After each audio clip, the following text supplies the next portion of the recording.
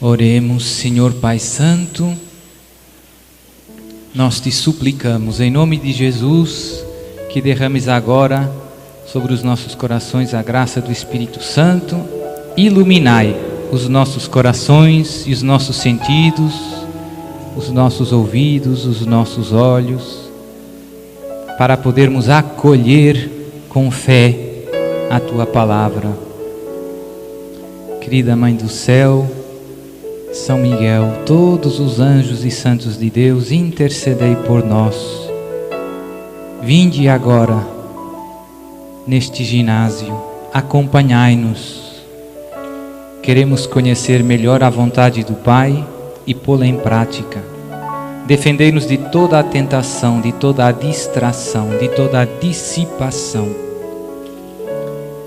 E afastai deste lugar todos os espíritos malignos que nos tentam desviar da palavra e da graça de Deus. Em nome do Pai, e do Filho e do Espírito Santo. Amém. Bom dia. Então, ontem não consegui cumprir a minha promessa de responder às perguntas, e então hoje vou começar por as perguntas. Agradeço as vossas perguntas, que são sempre boas, para eu conhecer um pouco melhor o que vai nos vossos corações. E então o programa de hoje seria: eu vou tentar responder algumas das vossas perguntas, são quase 20 questões, e depois vou partilhar com vocês alguns conselhos que Jesus deixou a Santa Faustina, lá no diário, encontramos, em vista do combate espiritual. Então está na linha de ontem, somos soldados de Jesus, estamos em combate. O nosso combate é sobretudo espiritual, contra o pecado, contra o demônio, mas também o demônio tem os seus amigos, os seus soldados neste mundo. E, portanto, eles nos querem mal. Não é que nós tenhamos ódio, não é isso. Mas não podemos ser ingênuos. O mal está bastante organizado no mundo em que vivemos. E depois, no final, como fizemos ontem, rezamos alguns minutos sobre a palavra que o Senhor nos deixou. Então vamos começar com as questões, com as vossas questões. Eu copiei aqui num papel. A primeira é: o homossexualismo pode estar aliado a uma possessão diabólica ou pode ser encarado como um defeito de fábrica? Então, muitas destas questões davam para uma manhã de catequese. O homossexualismo pode estar ligado a uma possessão diabólica? A resposta é sim, pode. Eu tenho alguns casos de pessoas atacadas pelo demônio que poucos casos, dos 80 casos que eu tenho, tem talvez um. Portanto, é um percentual muito pequeno. Mas tem, às vezes, alguns casos de pessoas que não são homossexuais, não têm essa tendência, mas estão possuídos pelo demônio, e o demônio suscita nelas essa tendência. Quando estão libertas, deixam de experimentar essa atração sexual por pessoas do mesmo sexo, mas é raro. É verdade que, em geral, o demônio incita muito as pessoas que estão possessas a todo o gênero de pecados, e muito aos pecados contra a castidade. O homossexualismo é só um dos pecados contra a castidade, mas não é o único. Então, muitas pessoas que estão atacadas pelo demônio experimentam fortes combates na área da castidade. É verdade. Mas, por exemplo, outra coisa muito típica é pessoas que têm grandes tentações de suicídio. Pessoas que estão possuídas, que têm fortes tentações de suicídio, mas depois da libertação não tem mais essa tentação de suicídio. Às vezes, um grande ódio em relação ao esposo ou à esposa, depois da libertação, desaparece completamente. O demônio consegue atuar sobre a nossa afetividade, sobre os nossos sentimentos, suscitando sentimentos estranhos e negativos. Mas é muito raro. E a segunda parte da questão era: pode ser encarado como um defeito de fábrica? Eu diria de não, porque quem fez o homem foi Deus, e Deus não faz nada com defeito, certo? Então, todo pecado, qualquer pecado, nasce do abuso da liberdade. Deus criou o homem à sua imagem e semelhança, criou-o livre, inteligente, capaz de o amar. E o homem livremente desobedeceu a Deus. E a partir daí entraram todos os pecados na história da humanidade. A culpa não foi de Deus, foi de uma escolha livre do homem. Deus não é a causa do pecado. A nossa liberdade é a causa do pecado. Então, o que é o homossexualismo? Esse é um tema importante hoje no mundo, porque tem uma grande campanha dos inimigos da igreja para confundir todas as nossas cabeças. Tem alguns estudos muito bons sobre esse tema, mas infelizmente os inimigos de Deus não deixam esses estudos passarem nos mídias. Então tem toda uma campanha bem organizada, começou há muitas décadas atrás. A primeira vitória dos inimigos da igreja e da verdade foi dizer que o homossexualismo não é mais uma doença. Houve uma votação na Associação dos Psicólogos Norte-Americanos e ficaram muito divididos. E ali tinha muita gente dos soldados do inimigo. Então queriam passar a ideia que o homossexualismo não é mais uma doença. Essa foi uma das primeiras vitórias. E depois continua por aí afora. E hoje tem toda uma campanha cultural, com a ideologia do gênero, com o filme de Hollywood, com o músico famoso que diz que é gay, para nos convencer que o homossexualismo não só é uma coisa normal, mas que é uma coisa boa. Então temos que estar atentos. E qual é a verdade? A verdade é, do ponto de vista clínico, médico, se você quiser, do ponto de vista teológico, o que a igreja ensina, o que Deus diz é: a tendência homossexual, a atração por uma pessoa do mesmo sexo é uma tendência desordenada, desfocada, porque a pessoa humana naturalmente se sente atraída pelo sexo oposto. Foi assim que Deus criou.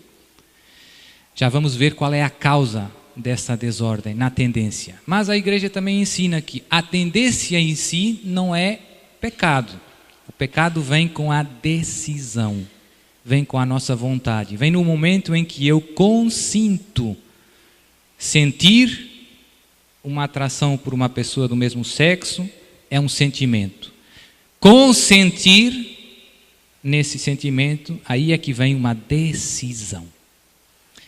E se a tendência é desordenada, se você consente numa tendência desordenada, aí vem o pecado, que você está querendo uma coisa que não é boa para você.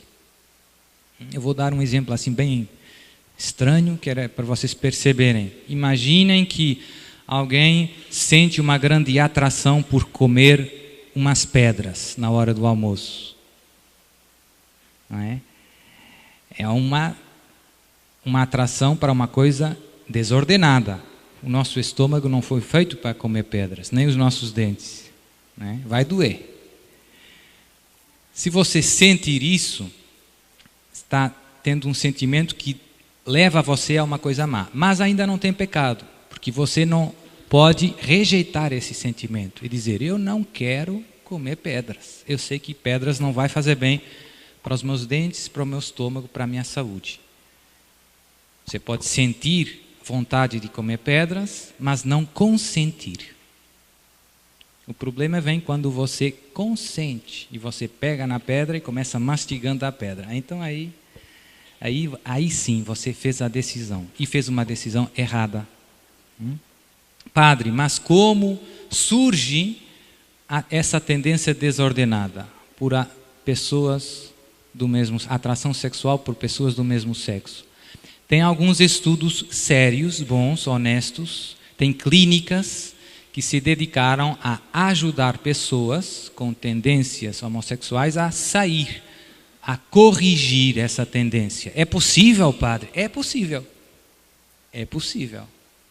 Tem muita gente que experimentou durante uma fase da sua vida uma tendência homossexual e hoje experimenta uma tendência heterossexual.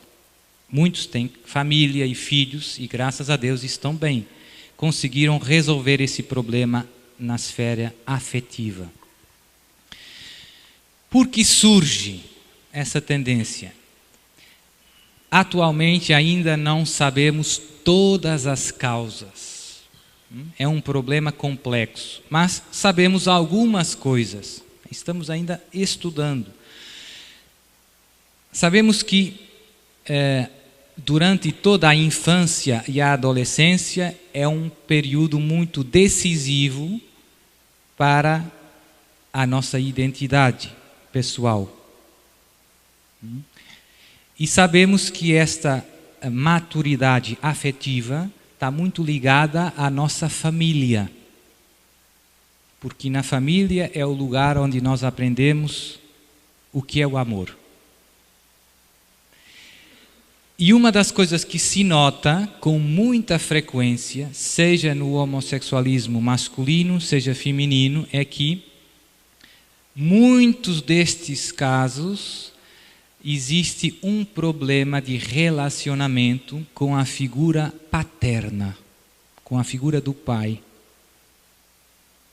Então, não é todos, mas em muitos casos, é um dado estatístico, em muitos casos conseguimos observar esse padrão. Crianças, adolescentes que tiveram relacionamento problemático com o pai, com a figura paterna, acabam desenvolvendo uma tendência homossexual. No caso das meninas, é mais quando a figura paterna é muito pesada, os homens são maus, então não quero nada com o homem. Acaba caindo nisso, né? Você vê como o pai trata mal a mãe, etc, etc.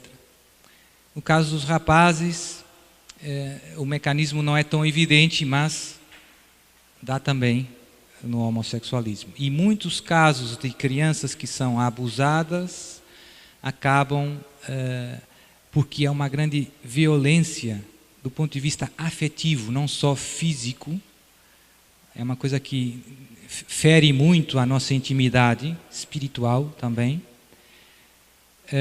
Então, muitas crianças que foram abusadas quando eram pequenos acabam tendo muitas feridas afetivas e, com frequência, surge a tendência homossexual. Então, as ideias de fundo que gostava de partilhar é uma desordem objetiva. A tendência em si não é pecado, mas nos empurra para o pecado. O pecado vem com o consentimento.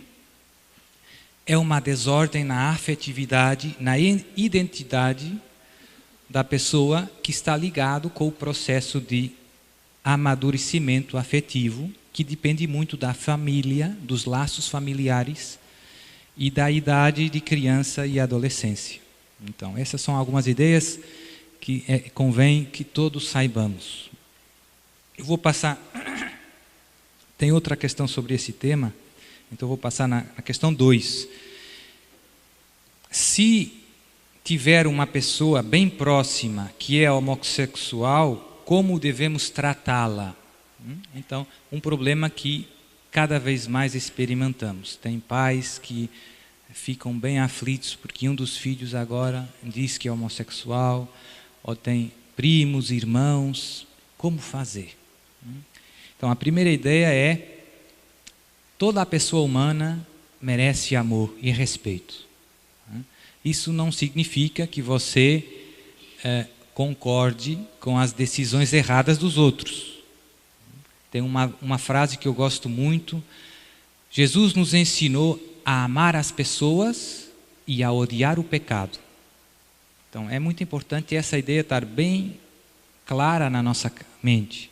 Jesus ia almoçar na casa dos pecadores, mas não era para aprovar o pecado, era para o salvar do pecado, certo? Então, essa é a lógica dos filhos de Deus. Nós não vamos fugir nem maltratar ninguém. Jesus não faz isso. Jesus não foi lá na casa de Zaqueu, não perdoou a Maria Madalena. Tem tantos amigos de Jesus que eram grandes pecadores, pecadores públicos, com má fama. E os fariseus se escandalizavam. Ah, vai comer com os pecadores. Amar os pecadores, mas odiar o pecado. Foi assim que Jesus viveu e é assim que você e eu devemos viver. E, portanto, você não tem que fugir de ninguém, mas o amor ao pecador é o que nos leva a tentar ajudá-lo a sair do pecado. A ver, o primeiro passo é ajudar o seu irmão que está cego muitas vezes a ver. Ele não está vendo que isso é mal. Então o primeiro passo é ajudar o seu irmão a ver. E o segundo é esticar o braço e dizer: sai para fora, eu te ajudo se você quiser. E com a graça de Deus não tem caso perdido. Para Deus não há caso perdido. Muitas vezes tem gente que diz: padre, esse meu filho é um caso perdido. Não é verdade. Não há caso perdido para Deus. E também temos alguns exemplos na palavra. Jesus morrendo na cruz. E o ladrão, e o bom ladrão, que reconheceu: nós estamos aqui justamente, nós roubamos, merecemos isto. Jesus, lembra-te de mim quando estiveres no teu reino. Ainda hoje estarás comigo. Então, para Deus não tem casos perdidos. Mas é preciso cuidado, porque quando nós vamos ao encontro de alguém que vive no pecado, tentamos ajudar ele, falando, convidando: vai no retiro da granja, venha comigo, conheça esses irmãos. Podem acontecer muitas coisas. Tem gente que abre o coração e se deixa ajudar por Deus e por os irmãos, e tem gente que fecha o coração e quer continuar no seu pecado. Então aí a estratégia deve mudar. Nós devemos tentar uma vez. Jesus diz na palavra: se veres o teu irmão pecar, vai ter com ele a sós e corrige. Se ele não te ouvir, vai com mais 2 testemunhas e tenta. E depois, se não vos ouvir, entrega o caso à igreja, a todos os irmãos. Então nós devemos insistir, tentar, mas percebendo que cada um é livre e não sabemos qual é que vai ser a resposta do irmão. Tem gente que acolhe, tem gente que se deixa ajudar, tem gente que quer mudar de vida, que quer voltar para Deus, que quer deixar o pecado. Então aí as nossas palavras, as nossas orações, a nossa ajuda é bem preciosa. Mas tem gente que não quer, pelo menos não quer naquele momento. Então aí, na minha opinião, em vez de você ficar perseguindo essa pessoa, né, às vezes tem que saber esperar e simplesmente interceder. Eu tenho experimentado também com alguns familiares próximos meus. Todos sofremos, não é? Quando o irmão não quer nada com Deus, ou a mãe, ou o pai, ou o avô. Todos sofremos. Eu também. Tenho pais, avós, irmãos.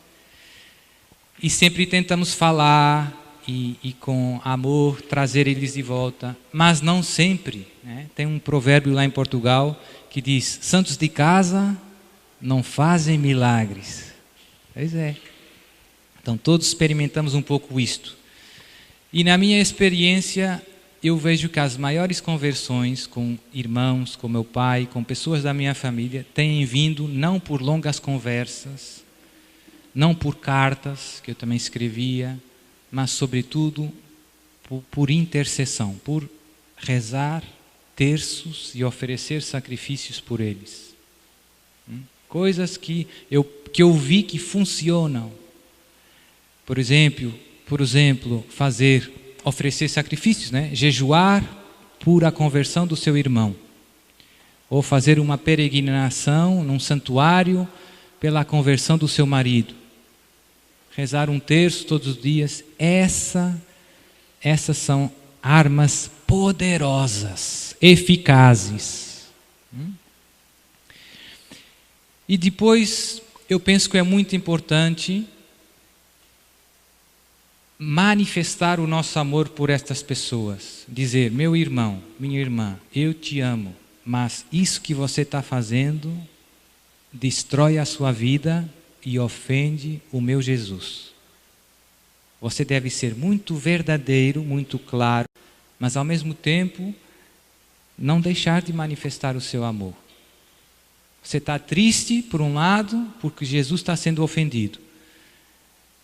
Mas isso não anula, não começa odiando o seu irmão por causa disso. Você continua amando, ele é seu irmão. Então, às vezes, nós deixamos que esses sentimentos se misturem todos. A nossa indignação com o pecado leva a maltratar o pecador. Certo? Então, cuidado. É importante manifestar o nosso amor a todos e ser muito sincero. Tem muita gente que, por não querer se zangar com ninguém, acaba não dizendo que o pecado é pecado. E isso não é uma ajuda. E Deus vai pedir contas para nós no dia do juízo, se nós caímos nas omissões, se nós não dissemos o que devíamos ter dito. Você não disse a esse seu irmão: deixe o adultério, ou deixe isso, não faça isso. Você sorriu para ele, foi lá nas festas, muito amigo, mas pouco preocupado com a salvação da alma dele. Então isso não serve para nós. Amar o pecador, odiar o pecado. Terceira pergunta: padre, poderia explicar novamente o porquê o solteiro não deve transar com a namorado? O porquê é pecado? Mas bem explicado mesmo. O porquê fere o coração de Deus e o que ocorre no plano espiritual. Bem explicado mesmo. Oxe, e agora? Então, um dos problemas mais graves da nossa cultura é a distorção do que é o amor. Todo mundo fala de amor, de manhã à noite, você liga a televisão, telenovela, eu te amo, meu bem, filme, música, mas o que significa para essas pessoas o amor? Um sentimento, na maior parte das vezes, é bom estar com você, você me satisfaz, mas será que é isso? Será que é só isso, o amor? É bem importante esta questão, porque você e eu fomos criados à imagem de Deus, e Deus é amor. Então você foi criado à imagem e semelhança do amor. E o chamado mais fundamental de toda a criatura humana é o chamado ao amor. Você foi feito para amar. Se você não souber o que é o amor, a sua vida vai ser um inferno, porque você foi feito para o amor. Então, este é um dos discursos mais importantes no mundo de hoje. E o inimigo sabe tudo isso. E sabe que o nosso coração busca o amor com todas as forças. Nós procuramos o amor. Então o que ele fez foi arranjar uma coisa parecida com o amor, mas que não é o amor verdadeiro. E você vai, experimenta, e os anos vão passando, e em vez de você ser cada vez mais feliz, tem um vazio cada vez maior dentro do seu coração. Verdade? Se não experimentamos o verdadeiro amor, a nossa alma chora, o nosso coração chora. Tem gente que se casou e que não experimenta o amor. Mas eu me casei, sim, mas falta amor. Falta amor na sua vida, e na vida do seu marido, e na sua casa. E esse é o maior drama. Esse é o maior drama da existência humana. Viver sem amor. Que no fundo é viver sem Deus, porque Deus é amor. Então, o que é que tudo isso tem a ver com transar com a namorada ou não? Fomos todos criados para o amor. E o uso da sexualidade humana deve estar ao serviço desta nossa vocação mais fundamental, desse chamado mais que está na base de tudo, o nosso chamado ao amor. Tudo o resto deve ser em função disso. E o único lugar onde se realiza o uso da sexualidade humana ao serviço deste chamado ao amor, a dar-se a Deus e aos outros, é o matrimônio. Só no matrimônio é que o uso da sexualidade humana é plenamente reflexo deste chamado ao amor. Amar é não um sentimento simplesmente, não uma gratificação, não um servir-se dos outros, né? Coisa que no transar é a lógica. Você se usa o outro como um objeto do seu prazer. Amar é dar a sua vida a Deus e aos outros. E é isso que acontece no casamento.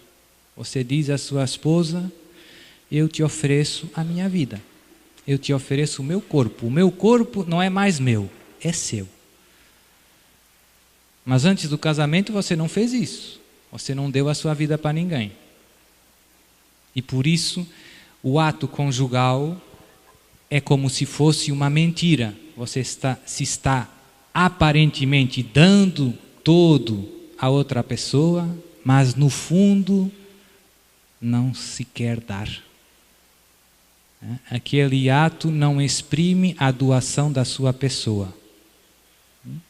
Você apenas estará procurando o prazer. O prazer não é mau, foi Deus que criou o prazer, mas o prazer não é o critério mais importante. E hoje, no mundo em que vivemos, o mundo põe o prazer em primeiro lugar. Esse é o problema. O problema é o amor tem que estar no primeiro lugar. E o amor não é sinônimo de prazer. Então, tudo isso hoje faz um pouco de confusão na nossa cabeça. Eu sei que são coisas muito diferentes do que o mundo nos ensina, mas se vocês quiserem, podem aprofundar esses temas com calma. Um dos autores mais importantes sobre o amor humano nos últimos anos foi o nosso querido Papa São João Paulo II, que escreveu livros sobre esse tema, amor e responsabilidade, antes de ser Papa. E depois, como Papa, 3 anos, mais de 3 anos, se não me engano, falando sobre a teologia do corpo. A ideia é, nós amamos através do corpo e com o corpo. O corpo não é uma coisa que eu tenho, como um celular, que eu posso jogar fora. Não é um objeto. O corpo é parte da minha pessoa. E por isso o que fazemos com o corpo é muito importante. E tem uma linguagem do corpo. Quando você dá um abraço, você pode não dizer nada, mas você está dizendo muito. O corpo manifesta a pessoa. E o ato conjugal é um ato que manifesta a doação de vida que a pessoa faz à outra. E isso só faz sentido quando existe de fato essa doação. E essa doação de vida a outra pessoa se chama matrimônio. Essa é a lógica. Hoje se tornou muito difícil viver a castidade antes do casamento. É um problemazão. E por isso os casamentos duram tão pouco. Se você põe o prazer em primeiro lugar, rapidamente você se cansa da sua esposa ou do seu esposo e vai procurar outro. Não é? É triste, mas é a verdade. E normalmente, eu digo para os jovens namorados, um namoro que não é santo, não é uma boa preparação para o matrimônio. É sempre necessário para qualquer ser humano a virtude da temperança, do domínio de si. Se você não se controla, você vai ter problemas. Se você não se controla com a sua namorada, você vai ter problemas. Porque depois você vai ter uma secretária muito bonita, 10 anos mais jovem que a sua mulher. E aí? Se você nunca se teve que controlar, se você não tem virtude, se você não é forte, você acaba fazendo o que lhe apetece, o que o corpo pede e não o que me convém. Acabamos deixando o corpo mandar na nossa vida. Este é o problema. Então, mas bem explicado mesmo, não sei se consegui. Mas tem alguns autores, tem um autor americano que se dedicou a fazer pregações sobre a castidade para jovens. Muito legal, bem divertido. Mas está em inglês, tem um montão de vídeos no YouTube e tem um site também. Em inglês é www.chastity, que é a palavra castidade em inglês.com. O nome dele é Jason Evert. G-A-S-O-N Evert, E-V-E-R-T. Já está casado e ele fala de um montão de temas. Até onde posso ir com a minha namorada? Por que não isso? Por que não aquilo? Explica um montão de coisas. Muito bom, numa linguagem bem fácil e sobretudo para jovens. Então, quem quiser, aqui no Brasil estuda um pouquinho de inglês, certo? Então, já dá para praticar. Quarta questão. Padre, o vício de ver vídeos pornográficos pode levar a abrir as portas ao demônio? Sim, todo o pecado, ver vídeos pornográficos é já um pecado grave. Então, e a coisa que o demônio mais quer é exatamente isso, é levar você a cometer um pecado grave. Por quê? Porque o pecado grave separa a sua alma de Deus. Você perde a graça de Deus. E se você perde a graça de Deus, é fácil para o demônio pegar você, digamos assim. E sobretudo, se você não se arrepende, não se confessa, não vai no céu. Vai para o inferno. É dramático. E o problema do mundo de hoje é que banalizou o pecado. Tem muitos pecados graves que já ninguém acha que é muito grave. Padre, mas que mal é que tem? Hoje falta na missa do domingo, foi só um, eu vou às vezes. Né? Então, as pessoas se habituaram a fazer pecados graves e já não veem o drama, as consequências espirituais eternas que o pecado tem na sua vida. Se você morrer amanhã, meu irmão, se você sair daqui e tiver um desastre, e não, como é? Onde é que você vai? Nós brincamos com coisas muito sérias. Mas, ao contrário dos pecados, eu ontem falei do jogo Charlie, pecados de adivinhação e de magia. Esses pecados de superstição, que inclui idolatria, adivinhação, magia, como o Charlie, jogo do copo, centro espírita, todas essas coisas, macumbas, feitiçarias, tudo esses pecados são pecados graves também, como a pornografia, mas são uns pecados que têm outro efeito espiritual, porque esses pecados implicam um certo pacto com o demônio, uma certa aliança com os demônios. Esses pecados implicam pedir ajuda aos demônios, na adivinhação para conhecer coisas desconhecidas e na magia para obter determinados objetivos, conseguir um trabalho, curar uma doença, magia branca, ou matar alguém, destruir um casamento, magia negra. Então esses pecados são pecados graves, nos separam de Deus, se não nos arrependermos vamos no inferno, mas ao contrário dos outros pecados, o demônio ganha um domínio maior sobre a nossa vida. E são estes os pecados que levam muitas vezes as pessoas a necessitarem dos exorcismos. São estes. E não tanto os outros, como pornografia, pecados contra a castidade. Porque na pornografia e nos outros pecados não existe este pacto com o demônio. Mas nos pecados de adivinhação, magia, idolatria, sim, existe. E por isso ele depois consegue criar distúrbios nas nossas vidas que são extraordinários, que vão para além das simples tentações. Por exemplo, as pessoas começam vendo coisas, pessoas, animais, vultos, sombras, luzes, ouvindo coisas, vozes, sons estranhos, barulhos no teto, problemas estranhos em casa. Isso vem por causa dos pecados de superstição, idolatria, adivinhação, magia. E não por causa dos outros. Mas o problema é que entre os pecados existe uma certa solidariedade. Quem começa dizendo que sim ao demônio num pecado, facilmente cai noutros pecados. Você cai nisso e depois para encobrir isso cai no outro, começa mentindo e depois acaba roubando. Pecado gera pecado. Pecado gera pecado. Quinta questão.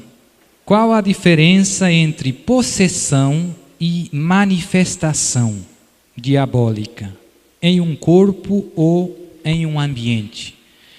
Então, normalmente, às vezes tem palavras que se usam como sinônimo, mas os exorcistas normalmente distinguem em 4 tipos de distúrbios diabólicos extraordinários. Tem a atividade do demônio normal, a que nós chamamos tentação. Tentação, atividade diabólica normal. E depois tem algumas atividades diabólicas extraordinárias, raras, não frequentes, que são a vexação diabólica. Normalmente, quando se fala de vexação diabólica, se entende um distúrbio diabólico sobre os sentidos externos. Aquilo que eu dizia, sobre o ver, ouvir, cheirar, sentir. No tato, no corpo, picadas na cabeça, no coração, em alguns órgãos. Isso é uma vexação diabólica. E aconteceu até na vida de alguns santos. Vocês conhecem Padre Pio. Padre Pio, o demônio batia nele, fisicamente, no corpo. É uma vexação diabólica. Depois tem a obsessão diabólica. A obsessão diabólica é um distúrbio extraordinário, de origem diabólica, sobre os sentidos internos, sobre a nossa imaginação, sobre a nossa memória. E depois tem um terceiro nível, que é a possessão diabólica. Aí o demônio tem um domínio, um influxo extraordinário, não só sobre os sentidos externos, internos, mas também sobre as nossas faculdades motoras. Ele consegue mexer o seu braço, a sua perna, consegue falar pela sua boca. Nos casos mais graves dos exorcismos, as pessoas entram em transe e não se recordam de nada do que fizeram e disseram. Nos casos mais graves, eu tenho uma cama e tenho uma equipe de leigos, não é? E temos que segurar forte, né? Porque é bem, bem pesado. E depois tem um quarto tipo de distúrbios extraordinários que se chama a infestação diabólica. E normalmente, os exorcistas usam esse termo quando se referem a um distúrbio diabólico sobre um determinado local.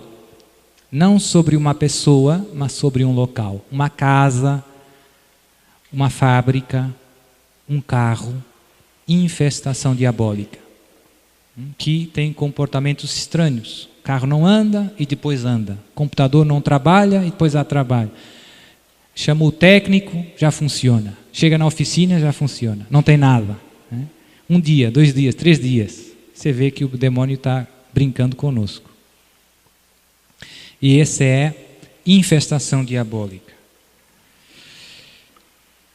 Então, essa penso que já está bem respondida.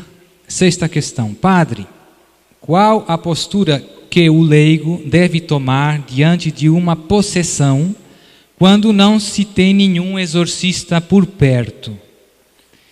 Esse é um problema.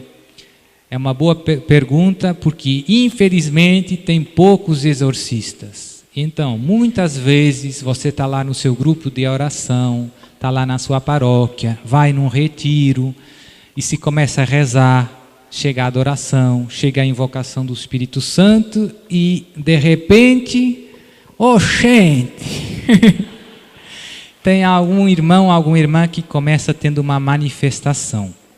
Então, 2 ou 3 conselhos práticos, é a minha opinião. O ideal é pegar nessas pessoas e levar para um lugar mais reservado. Não ficar rezando no meio de todo mundo, por delicadeza. Porque aquela pessoa, aquilo é uma experiência muito humilhante. E a caridade e o amor não humilha ninguém. Então vocês imaginem uma jovem que tem uma manifestação aqui, e eu começo rezando, e todo mundo vendo. Quando é o transe, com que cara? Não é fácil. Então, quando alguém tem uma manifestação, a minha sugestão é levar a pessoa para um lugar mais reservado. Segundo conselho, se possível, ter a presença de um sacerdote, mesmo que não seja exorcista. O sacerdote é Jesus, já sabemos. E tem um poder que lhe foi conferido pelo sacramento da ordem.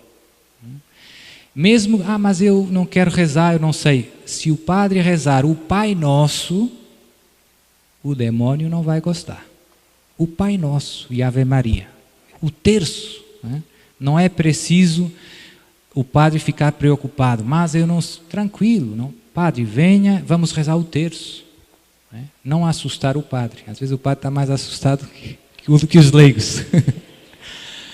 Então, usar um lugar reservado, se possível, ter a presença de um sacerdote. Depois, alguns leigos, mas não é preciso também todo mundo, porque senão, às vezes, vai um lugar reservado, mas vai todo mundo para dentro. Então, é igual a estar aqui. 5, 6 pessoas. De preferência, pessoas de oração, de caminhada. E pronto. 4º conselho, muito importante esse. Nunca conversar com os demônios. Os demônios gostam de conversa. Se lembre de Eva.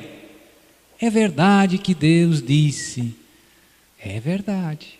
Começa sempre muito bonita a conversa.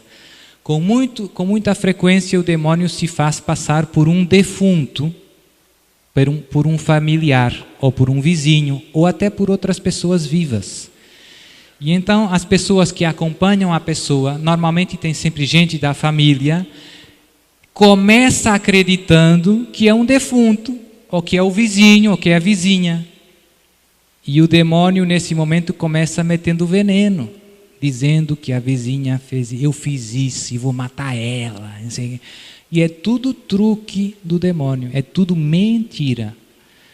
E aquelas pessoas saem dali com um ódio, com uma raiva à vizinha, e a vizinha não fez nada.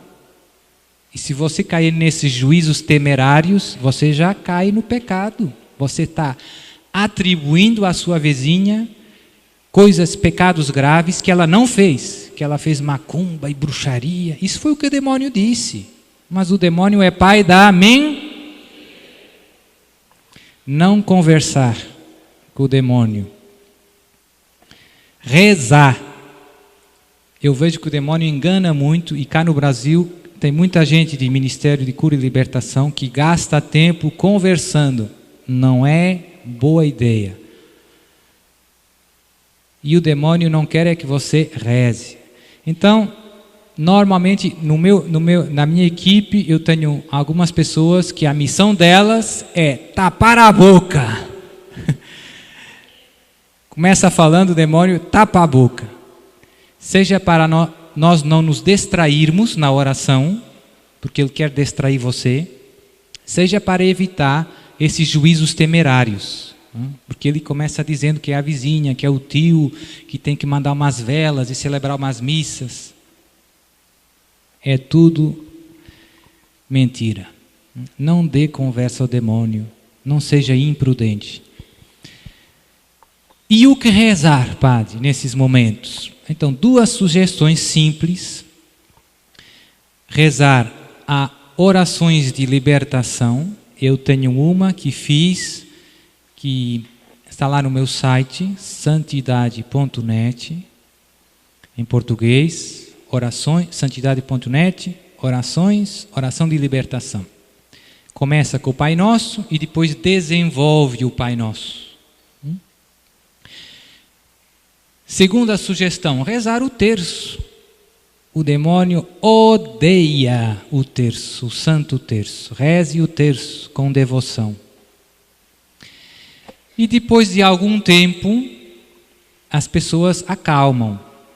Você reza a oração de libertação, 1 vez, 2 vezes, reza o terço, entretanto a pessoa já volta.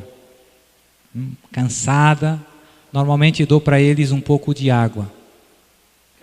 Benta. E é importante aí, quando a pessoa volta, fazer um pouco, conversar. Então, ver qual é a história dessa pessoa. As perguntas que eu faço sempre, quando chega um caso novo, é: você é batizado? Fez o crisma? Tem ido à missa todo domingo? Se confessa com frequência? Reza o terço? No fundo, a ideia é tentar perceber se é uma pessoa de Deus, de caminhada, que vive na graça de Deus. Pois outras perguntas de está vivendo junto, casou pela igreja, são coisas bem importantes que temos que ver. Porque o nosso objetivo é, para ajudar a pessoa a ser liberta, o primeiro passo mais decisivo é voltar para a graça de Deus. Então, e com frequência a pessoa precisa de fazer uma boa confissão. Às vezes eu até sugiro fazer uma confissão de vida. São pessoas que tiveram muitos anos longe, depois veio no retiro e o inimigo se manifestou. Então, eu digo, se prepare, tem aqui o exame de consciência, você vai ver isso com calma e vai ter com o sacerdote e faz uma boa confissão de vida. Volta para os sacramentos. E depois dou conselhos práticos, normalmente são 4 que eu dou para as pessoas que têm problemas. Missa, confissão, pelo menos 1 vez por mês. Confissão frequente. É como um chuveiro. Você toma banho, meu irmão? De vez em quando? Sim, todo mundo diz que toma banho. Então a alma tem que tomar banho. Confissão, pelo menos 1 vez por mês. Missa e comunhão, se possível, todos os dias. Por quê? Porque nada nos enche mais da graça de Deus do que a Eucaristia. Quando você recebe Jesus na comunhão com fé e na graça de Deus, depois da confissão, a sua alma fica cheia de Deus. E se a sua alma estiver cheia de Deus, o inimigo de Deus não vai sobrar espaço para mais ninguém. Terceiro conselho, terço em família todos os dias. E quarto conselho, oração de libertação todos os dias. Isso para as pessoas que precisam de libertação. E depois eu recebo elas uma vez por mês nos exorcismos. E vão melhorando pouco a pouco até chegarem à libertação. Se não tiver exorcista, tem só essas ajudas, mas mesmo os leigos, de preferência com um padre, mesmo sem ser exorcista, podem rezar por ela, orações de libertação, né, intercessão, e o demônio não gosta. Tem algumas coisas que o demônio não gosta nada. A invocação do sangue de Jesus, a invocação do Espírito Santo. E depois depende da devoção das pessoas, a invocação dos santos, da devoção dessa pessoa. Tem muita gente que tem devoção a Santa Rita, São Miguel, Santa Teresinha. Se você invocar Santa Rita, demônio vai tremer. E pronto. E se quiserem ver mais questões relacionadas com todo esse tema de libertação, exorcismo, eu tenho um montão de vídeos lá no meu site. E tem o livro que saiu da Canção Nova, Demônio, Exorcismo e Oração de Libertação em 40 questões. Então, isso é só algumas ideias, poucas. Os vídeos estão lá no site também, na internet. Eita, mais outra boa. 7ª questão. Existe salvação fora da Igreja Católica? Oxi. Então, cada pergunta dessas dava para uma manhã. Então, Jesus, 2 ou 3 ideias simples, né? Vimos ontem. Jesus disse: eu sou o caminho, a verdade e a vida. Ninguém vem ao Pai senão por mim. Ou seja, Jesus é o único Salvador da humanidade. Não tem outro Salvador. Jesus disse, antes de partir para o Pai, antes de subir ao céu: ide por todo o mundo e anunciai o Evangelho a toda a criatura. Quem acreditar e for batizado será, mas quem não acreditar já está condenado. Mas é interessante as palavras de Jesus. Jesus não disse quem não for batizado. Jesus disse: quem acreditar e for batizado será salvo. E quem não acreditar já está condenado. Então, nós sabemos que o batismo é necessário para a salvação. E o batismo é que nos faz membros da igreja de Jesus. Pelo batismo nós passamos a ser filhos de Deus, filhos no Filho. E agora surge a dúvida: mas uma pessoa que nunca recebeu o batismo se pode salvar? E aqui a resposta é: depende. Se ela não recebeu o batismo porque nunca ninguém lhe falou de Jesus, vivia lá numa ilha, no meio do Atlântico, e ninguém foi lá, não teve missionário, né? Essa pessoa pode se salvar e ir para o céu mesmo sem receber o batismo? Pode. Por quê? Porque Jesus morreu por todos. Jesus na cruz deu a vida por toda a humanidade. Significa que deu a vida também por aqueles que estão lá na ilha e que não chegaram lá nenhuns missionários, nem falaram de Jesus. Mas para que eles se salvem, têm que viver de acordo com a sua consciência. Deus deu a todo mundo, todo ser humano, a luz da razão, que nos ajuda a conhecer o bem e o mal. Para perceber que matar é mal, não é preciso ser católico, basta pensar um pouquinho. Para perceber que roubar é mal, não é preciso ser católico, basta pensar um pouquinho. Para perceber que cometer adultério é mal, não é preciso ser católico, basta pensar um pouquinho. Então, é possível alguém que não ouviu falar de Jesus, que não recebeu o batismo, ser salvo? Sim, é possível, porque Jesus morreu por todos, morreu também por ele. E, portanto, Deus dá, ensina a Igreja Católica, Deus dá a todos os homens, de todos os tempos, a possibilidade de entrarem em contato com o mistério da cruz de Jesus. Ou seja, não há ninguém que Deus traga a esse mundo que esteja predestinado ao inferno. Não há ninguém que venha a esse mundo que esteja predestinado ao inferno. Deus dá a todos os homens a possibilidade de serem salvos pela cruz de Jesus. Mas uma pessoa que ouve falar de Jesus, que percebe o que Jesus disse e ensinou, e que rejeita Jesus, que rejeita o batismo, pode salvar-se? Não, tá certo? E hoje, infelizmente, o que vemos no mundo é que muitos cristãos, muitos batizados, viraram as costas a Jesus. Se afastaram da sua fé. Às vezes com algumas atenuantes, às vezes porque houve um mau testemunho dos cristãos. Tem muita gente lá na Europa que diz: padre, eu não vou mais na missa, porque lá na minha paróquia o padre fez isso, pegou o dinheiro das pessoas e comprou um carro e fugiu para outra paróquia. Então as pessoas ficaram zangadas e disseram: chega, não quero mais. Então muitas vezes o mau testemunho dos cristãos afastou alguns da igreja. E isso é um problema grande hoje também. E é uma grande responsabilidade nossa dar bom testemunho.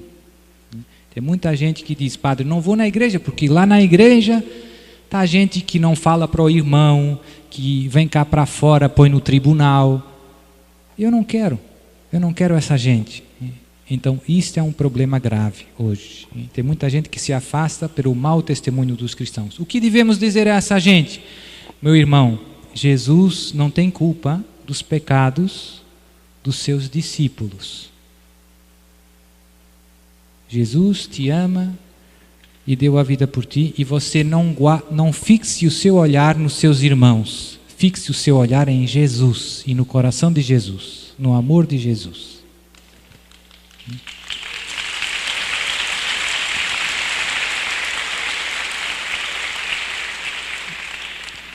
Oitava questão.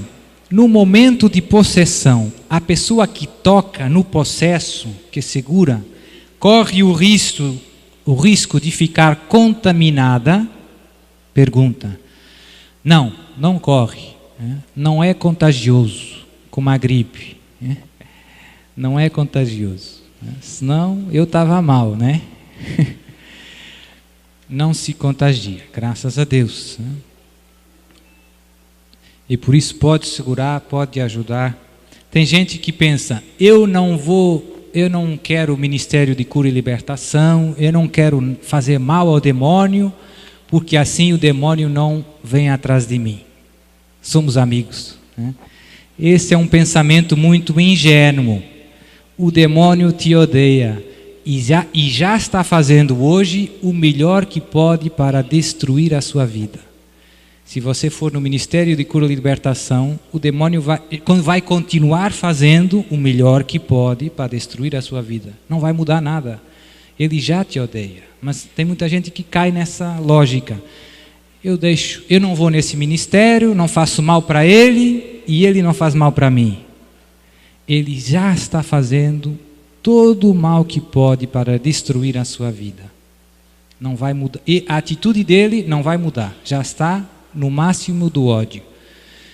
E por isso você pode e deve fazer essa grande obra de misericórdia, que é ajudar esses irmãos e irmãs que estão sofrendo por causa desses ataques extraordinários do demônio. É uma grande obra de misericórdia. Eu vejo que, além dos sofrimentos físicos que essas pessoas experimentam, e são muitos, há também todo o sofrimento da rejeição. As outras pessoas fogem, têm medo de estar perto delas. E então é uma grande dor, né? Porque você se sente muito sozinho nessa luta. Às vezes até os sacerdotes, vai na igreja, vai na paróquia, e o padre diz, não, vai no médico, e foge, sai por outra porta, né? Então a pessoa se sente bem sozinha nessa luta. Você deve estar lá ao pé dela, né? Com muita compaixão. Nona questão. A falta de perdão dos membros de uma família pode impedir a libertação de um membro possesso? Sim, pode. Às vezes, tem alguns pecados, como eu dizia há pouco. Para a pessoa ficar bem no processo de libertação, o primeiro passo é ajudar a pessoa a sair do pecado e a voltar para a graça de Deus. Fazer uma boa confissão. Mas isso é verdade não só para ela, mas às vezes para as pessoas da sua família, o seu marido, ou a sua esposa, os seus filhos. Às vezes tem problemas espirituais em que estão envolvidos os laços familiares. Então, às vezes a pessoa em que se manifesta o demônio está fazendo tudo direitinho, se confessa, vai na missa, reza, mas o demônio não está saindo e parece que o problema não está mudando, porque pode ser que o seu marido, ou o seu pai, ou alguém da sua família que está ligada com a história da entrada do demônio, não se arrependeu, não se confessou, não mudou de vida. Então, a brecha está aberta. E você tem que ver onde tapar todas as brechas. E, às vezes, a falta de perdão é um problema. É um problema. Eu vejo que nas famílias, às vezes, tem muitos ódios, né? Quando vem questão de herança e etc. Isso acontece com frequência. Quem mora com espíritas corre algum risco? Questão. Sim e não. Num sentido que, certamente que morar com alguém que se dedica, espírita, ou alguém que se dedica à magia, à adivinhação, a rituais estranhos, certamente que é um ambiente pesado. Mas se você viver na graça de Deus, não tem que temer. Mas isso não significa que na sua casa não aconteçam coisas estranhas, né? Tem casos que, por exemplo, tive um caso em que o pai era um grande bruxo, pesado, com magia negra pesada. Então, o pai já morreu e na casa da esposa e das filhas, onde ele morava, continuam acontecendo um montão de coisas tremendas. E, portanto, não é culpa delas, mas o pai fez muita coisa má naquele local.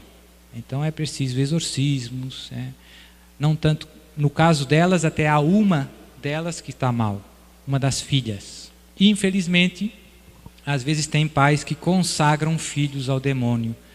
E quando os pais fazem isso é forte, é difícil. Os laços de sangue são fortes espiritualmente. Portanto, mas nós temos que olhar para isso sem medo. Jesus sempre diz, não tenhais medo. Quando os apóstolos foram pregar, vinham todos contentes dizendo, Senhor, até os demônios nos obedecem em teu nome. E saem na hora. Então, um filho de Deus não foge, não tem medo. pelo contrário, ver isso como uma ocasião, como uma missão. Se seu pai, sua mãe, se alguém da sua família está longe de Jesus, está em práticas ocultas, você tem que ver isso como uma missão. Interceder por essa pessoa, trazer ele de volta para Jesus. Trazer ele de volta para Jesus. Como, padre? Pouco a pouco. Você dá um bom livro para ele, você faz ver um vídeo, manda um dos meus vídeos. Veja esse padre. Oxê. Pouco a pouco.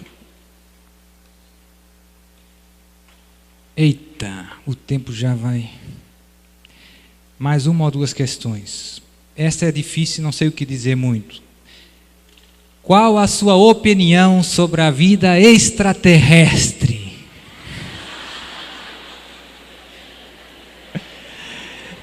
Então, pere.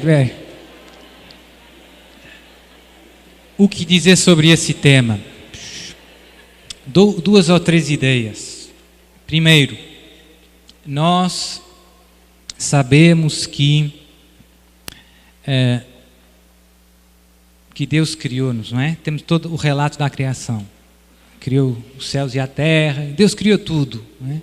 E criou vários níveis de vida, não é? Tem as plantas, tem os animais e depois tem o homem, o único criado à sua imagem e semelhança. Não sei quantos bilhões de formas de vida tem o planeta Terra, mas só tem uma criada à imagem e semelhança de Deus. E quando nós pensamos em extraterrestres, sempre pensamos em extraterrestres que são inteligentes. Não sei porquê, né? Ninguém põe um extraterrestre que fosse um gato, por exemplo. Porque nós temos sempre esse desejo que exista alguém com a qual a gente possa entrar em diálogo, em conversação. Existem outros seres que não são os homens, que são inteligentes e que são puramente espirituais, que são os anjos, né? Como sabemos, e tem os anjos bons e aqueles que, criados bons por Deus, se revoltaram contra Deus e se tornaram demônios. Pronto. Existe vida fora do planeta Terra? A resposta honesta é: não sabemos.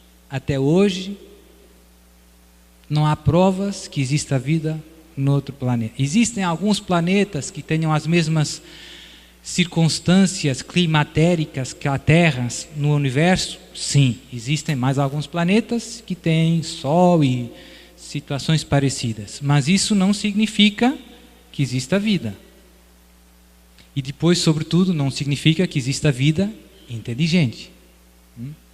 Portanto, eu penso que são uns discursos um pouco inúteis, né? Não sabemos, né? Mas tem aí coisas que dizem que os extraterrestres vêm e tal. Tem toda aí umas teorias das conspirações que os extraterrestres vão tomando e vão fazendo, né? Então, muita coisa dessas são histórias, lá em Portugal diz, história da carochinha, né? São histórias sem fundamento, né? Você não pode demonstrar nada. Mas pode haver algum fenômeno estranho? Sim, pode haver fenômenos estranhos, parece um OVNI, que pode ter uma explicação natural, algum fenômeno climatérico que nós não conhecemos bem, ou pode até ter uma explicação espiritual. O demônio pode simular coisas? Sim, pode. Fazer ter visões? Pode fazer ter visões. Portanto, eu diria que há um grande ponto de interrogação.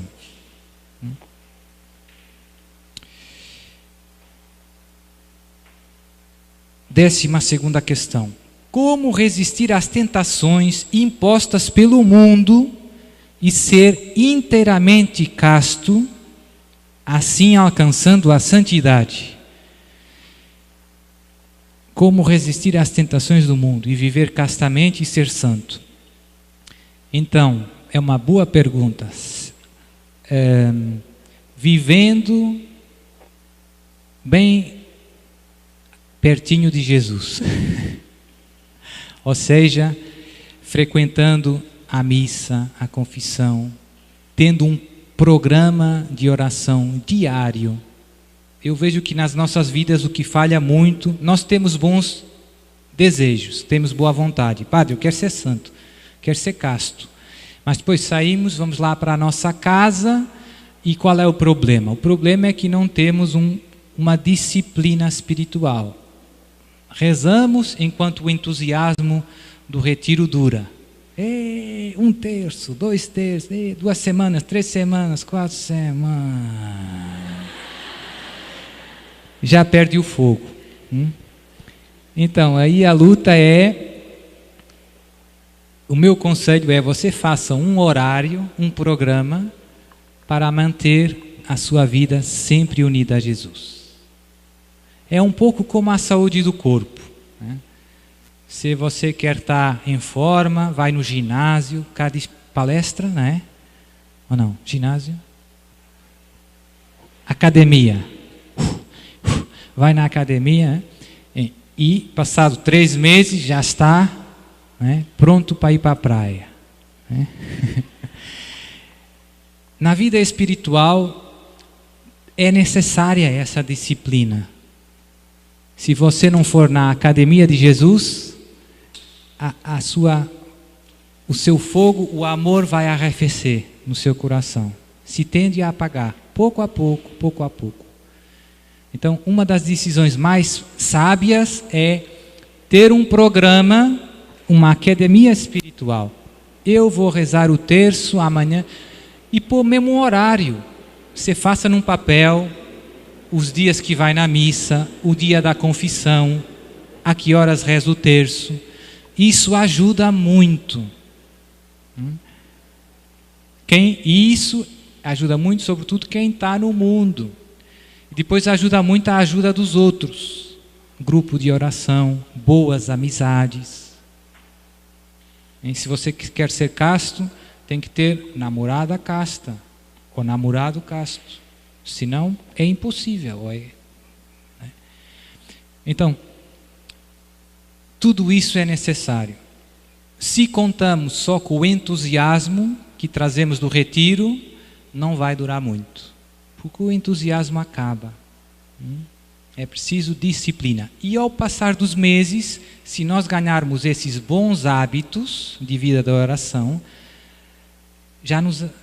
a coisa já não pesa, como quem se habituou a ir na academia. Já é normal. E depois o corpo agradece. Né? Obviamente que quem vive em comunidade, né, imaginem a graça que é viver aqui, na Granja do Paraíso. Eita, padre! Viver aqui, receber o chamado, é um grande presente de Jesus. É um presentaço. Porque lá fora é bem difícil a batalha. Mas não é impossível, com a graça de Deus. Mas é preciso sermos inteligentes, espertos. Disciplina na nossa vida espiritual. 13ª pergunta: as tatuagens levam ao inferno? Eita! Então, aqui também não sei muito o que dizer. Eu diria 2 ou 3 coisas, ideias. O nosso corpo é santo, é templo do Espírito Santo. E nós cristãos tratamos com muito amor o corpo, porque faz parte da nossa pessoa e nós somos sagrados, somos imagem e semelhança de Deus. E quando, por exemplo, alguém morre, nós temos o cemitério, enterramos o corpo com muito cuidado. Não é? Na cultura em que vivemos, a cultura se está paganizando, e uma das coisas que nós vemos é este grande desprezo pelo corpo. Para o homem de hoje, o corpo é uma coisa que eu tenho, mas não é uma coisa que eu sou. Então o corpo é um pouco descartável. Você usa o corpo, e as tatuagens são um pouco nesse ambiente. Você faz o que quiser, o corpo é meu, né? Então, eu penso que Quem ama, quem percebe que o seu corpo é templo do Espírito Santo, não estraga o seu corpo, trata com muito respeito. Mas isso não implica necessariamente que uma tatuagem seja pecado. Mas a maior parte das tatuagens que eu vejo nos jovens e estudo tem temas muito anticristãos. São coisas de rock, né? Frases estranhas. E também é perigoso. Você está escrevendo frases, às vezes, que não sabe o significado. Não sabe o significado. Quem sabe se essa frase é uma invocação? Você está pondo na sua pele uma invocação e não sabe o que está fazendo. Às vezes tem casos nos exorcismos de pessoas que levam cristais no pescoço, alguns anéis que compraram e que vieram de lugares onde se fizeram rituais satânicos. Então, esses anéis, esses cristais, graças a esses objetos, o demônio ataca muito essas pessoas. E isso também pode acontecer com invocações que se escrevam nas tatuagens. Por isso é preciso prudência. Padre, mas eu vou fazer uma tatuagem a dizer: Jesus, eu confio em vós. Posso? Eu acho que não é pecado, né? Mas eu não faria, né? Minha opinião. É isso, né? E nunca vi ninguém até hoje com Jesus, eu confio em vós. A tatuagem. Pera. Certo, no Antigo Testamento tem, só que essa prescrição tem uma conotação religiosa. No Antigo Testamento, os povos circundantes de Israel faziam tatuagens com significados religiosos. E, portanto, a tatuagem tinha sempre um contexto de idolatria. Se quiserem outro exemplo, é como as carnes imoladas aos ídolos. São Paulo diz que não tem problema nenhum comer a carne imolada aos ídolos. Mas isso escandaliza o pessoal, porque toda a gente pensava que comer a carne imolada aos ídolos era participar no ritual a outro Deus. E então o cristão tinha um problema. Eu posso ir lá no mercado e comprar essa carne? Ou não? E São Paulo diz que pode comprar e pode comer. Porque para nós não estamos a prestar culto aos ídolos. Portanto, é possível uma pessoa pôr uma tatuagem sem conotação idolátrica. É possível. Mas eu diria, por respeito ao nosso corpo, eu não faria. Né? Mas não é que seja... Não está no catecismo que fazer uma tatuagem é pecado. Não está. Certo? Portanto, são opiniões. Mas está na Bíblia, no Antigo Testamento, que não farás, certo. Mas essa passagem tem um contexto, que é um contexto de superstição, de idolatria. Eu vou tentar acabar, já não faltam muitas. Estão cansados? Pouquinho, padre. Então,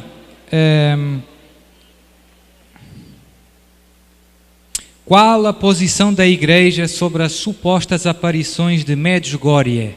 Não sei se já ouviram falar aqui no Brasil. Eu já lá fui 3 vezes. Qual é a posição da Igreja? Houve agora aí uns vídeos que circularam que todo mundo ficou bem assustado. O Papa vai condenar, a Igreja vai...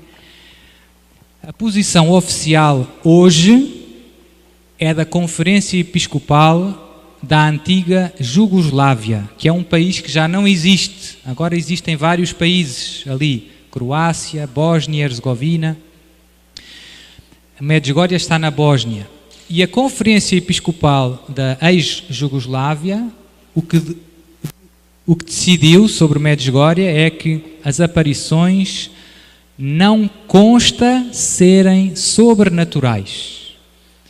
Que os fiéis podem ir em Medjugorje rezar e podem ser assistidos por um sacerdote. Esta é a posição oficial hoje. Lá na Europa tem um montão de gente a ir a Medjugorje. Em Itália, Áustria, etc. E então o Papa Bento XVI decidiu organizar uma comissão direta de Roma para estudar o caso. Normalmente as aparições, quem estuda o caso é sempre o bispo da diocese. Essa é a regra. Mas o Papa pode intervir. Neste caso, como a coisa se tornou um grande fenómeno, o Papa Bento XVI nomeou uma comissão. O presidente da comissão era o cardeal Ruini, que terminou há pouco tempo os seus trabalhos e entregou ao Papa o resultado. E o Papa até hoje ainda não disse mais nada. Portanto, houve uma comissão, houve um estudo e o Papa ficou calado até hoje. Portanto, o que está em vigor é a antiga determinação da Conferência Episcopal da ex-Jugoslávia. Esta posição que a Igreja muitas vezes toma nas aparições, de dizer as aparições não consta serem sobrenaturais, é uma posição que para as pessoas, para o povo de Deus, pode parecer muito negativa, mas na realidade não é muito negativa. Normalmente a Igreja tem 3 tipos de posições quando há supostas aparições. Uma é condenar, dizer abertamente que essas aparições não são de Deus e os fiéis não devem lá ir. Condenação. Para que haja uma condenação, basta que haja um erro teológico. Nas aparições de Medjugorje já tem mais de 30 anos de aparições, nunca houve, até hoje, um erro teológico. Depois, há outra posição que a Igreja tem, que é uma posição não de aprovação, mas de prudência, que é esta que existe em Medjugorje. As aparições não consta serem sobrenaturais. É uma espécie de... A Igreja está dizendo, pode ser que sejam verdadeiras. Não está condenando, não está a dizer que são de falsas, não está dizendo que são verdadeiras. Deixa em aberto. A decisão manda-se para o futuro. E é uma posição prudente, sobretudo quando as aparições não terminaram. Então, se as aparições em Medjugorje ainda continuam, como é que a Igreja vai dizer que isto é verdade se ainda não terminou? Tem que esperar que termine para dizer que é verdade. Nunca vai dizer, senão era passar uma espécie de um cheque em branco, não é? Seria imprudente. E pronto, e essa é a posição atual, não é? Se vocês quiserem a minha opinião pessoal, não é? Eu não sou o Papa, não é? Mas eu já fui 3 vezes a Medjugorje e eu vi o que se vive lá. Eu acredito que são verdadeiras. Muito bonito. Nunca vi nenhum lugar da Terra onde haja mais confissões por dia do que em Medjugorje. Nunca vi. Nunca vi nenhum lugar da Terra onde haja mais confissões por dia, todos os dias, um montão de padres, uma fila sem fim de gente se confessando. É um milagre. E isso é só uma das coisas. E eu tive muitos testemunhos de pessoas que eu conheci que tiveram um grande encontro com Jesus, uma grande conversão em Medjugorje. Um colega do meu seminário era um médico, um médico da Áustria, que trabalhava muito e não casou, não tinha casado ainda, mas já tinha 40 anos, já, um homem já crescido. E um dia um amigo dele convidou-o para ir a Medjugorje num ônibus, numa peregrinação. E ele disse que não podia, que tinha muito trabalho. Depois, quando chegou o dia, ele telefonou ao amigo e disse: eu estive a pensar melhor e quero ir com vocês. E então o outro disse: olhe, surgiu uma desistência e tem uma vaga no ônibus, você pode vir. Então ele foi. A peregrinação durava uma semana. E ele chegou a Medjugorje e ficou lá a viver 1 ano. E depois desse ano, entrou no seminário e hoje é padre. E viveu comigo no meu seminário. Então eu vi muita coisa desse género. São frutos muito fortes. Como é que uma coisa falsa produz frutos tão grandes? Não é? Aqui está Deus.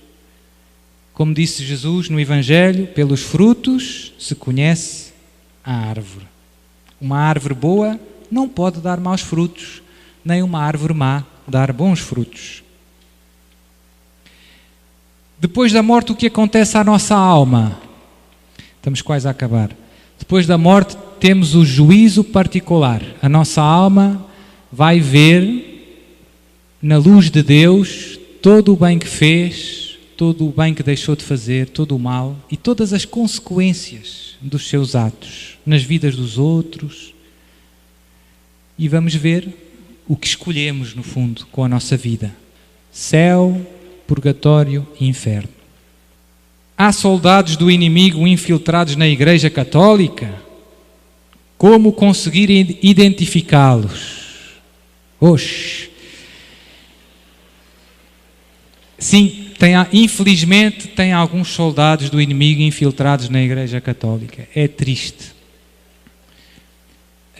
Não é fácil identificá-los, mas eu diria que, no fundo, pela fé e pelo amor a Jesus, nós vemos se são soldados de Jesus, se não amam Jesus, né? Se procuram outra coisa, né? Depois tem alguns que são muito maus, tem outros que são só, não sabem o que é que andam cá a fazer, né? Portanto, isso também tem graus, né? Mas tem gente infiltrada mesmo má, infelizmente. Rezamos, né? A parte bonita é a promessa de Jesus a Pedro: sobre ti edificarei a igreja, a minha igreja, e as portas do inferno não prevalecerão. Essa é a palavra de Jesus. Portanto, a coisa pode abanar, pode estremecer, mas as portas do inferno não prevalecerão. Portanto, a Igreja Católica não vai acabar. Jesus prometeu.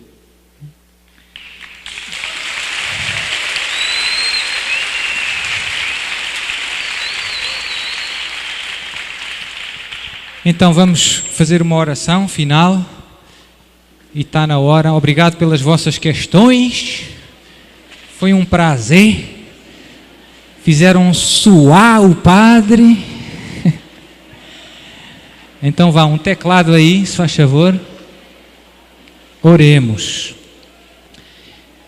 Senhor Pai Santo, no meio desse mundo agitado em que vivemos, no meio desse mundo perigoso, com tantas tentações, no meio de todos esses assaltos do inimigo que nos cerca, que nos quer derrubar, no meio de toda a confusão que vai no mundo e às vezes até dentro da própria igreja, Senhor, Tu estás presente, Tu estás vivo, Tu prometestes: eu estarei convosco até ao fim dos tempos.